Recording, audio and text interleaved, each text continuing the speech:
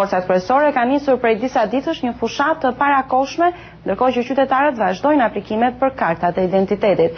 Më shumë hollësi sjell korrespondenti Liriana Golli. Partia Socialiste e Opozitës publikoi sot programin e vet elektoral ku përfshiheshin një seri projektesh dhe premtimesh për reforma ekonomike dhe sociale, nëse kjo parti do të fitojë në zgjedhjet e qershorit. Kryetari i Partisë Socialiste të Opozitës, Edi Rama, tha në konferencën kombëtare të programit se Opozita Socialiste do të ndryshojë rrënjësisht mënyrën e qeverisjes së Shqipërisë duke bërë një shtet në shërbim të qytetarëve.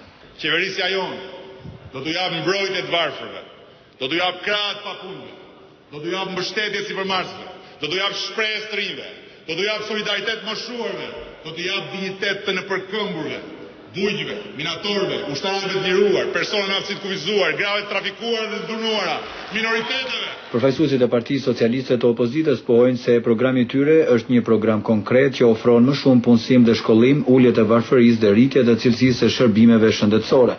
Partitë dhe koalicionet politike u regjistruan një ditë më parë në Komisionin Qendror të Zgjedhjeve së konkurrent për zgjedhjet e qershorit. Partia Demokratike në pushtet kryeson një koalicion me 17 subjekte politike në emrin Aleanca e Ndryshimit, ndërsa Partia Socialiste e Opozitës u regjistrua me koalicionin e 5 partive Bashkimi për Ndryshim. 2 koalicionet të tjera janë gjithashtu edhe Poli i Lirisë dhe Aleanca Socialiste për Integrim. Kanë mbetur edhe pak ditë nga hapja formale e fushatës për zgjedhjet parlamentare të fund qershorit, megjithatë praktikisht i gjithë vendi është përfshirë në një fushatë të parakoshme. Çdo parti po zhvillon në çdo cep tubime të vogla dhe të mëdha për të shpalosur pikpamje të ndryshme politike. Ministria e Brendshme jep ndërkohë njoftime të përditshme mbi ecurinë e prodhimit të kartave të identitetit.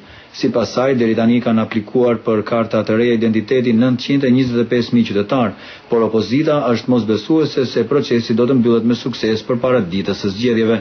Për Zërin e Amerikës, Iliriana Golli, Tiranë.